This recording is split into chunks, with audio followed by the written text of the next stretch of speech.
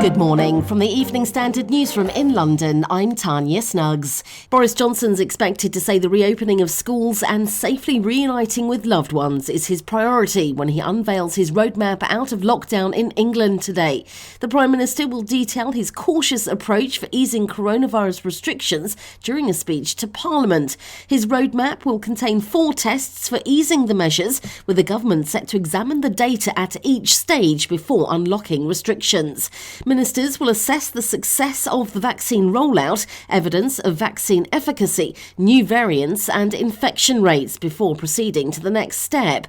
The government says the tests are currently being met, allowing the first relaxation to take place on March the 8th when schools are widely expected to return. The UK recorded 215 coronavirus-related deaths and 9,834 new cases on Sunday as infections continue to plummet. It's a considerable drop from the peak of 1,820 deaths at the start of January. More than 17.5 million people have now received at least one dose of a vaccine. John Lewis could close further department stores as the pandemic continues to cause turmoil for the retail industry. Chairwoman Dame Sharon White is said to be considering the closure of up to 8 of its surviving 42 stores. According to the Sunday Times, the final number of closures is not yet decided and will depend on negotiations with landlords.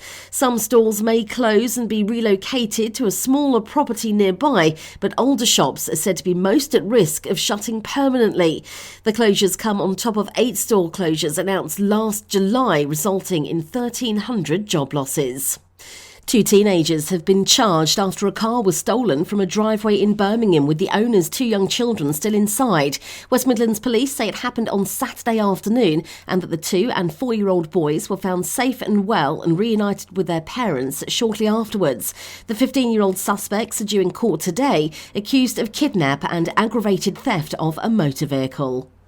Debris has been scattered across a residential area in Colorado after a Boeing 777 plane experienced an engine failure shortly after takeoff. Passengers on board described hearing a large explosion as the aircraft lost part of its engine. The plane, though, was able to land safely at Denver Airport and none of the 241 passengers and crew were injured. And the youngest woman to row solo across an ocean has described it as the best thing she's ever done. 21-year-old Jasmine Harrison completed the 3,000-mile Talisker Whiskey Atlantic Challenge from the Canary Islands to Antigua in 70 days, 3 hours and 48 minutes. She'd never set foot in a rowing boat until a little over a year ago, having been inspired to give it a go after witnessing the end of the Atlantic Challenge while travelling in 2018.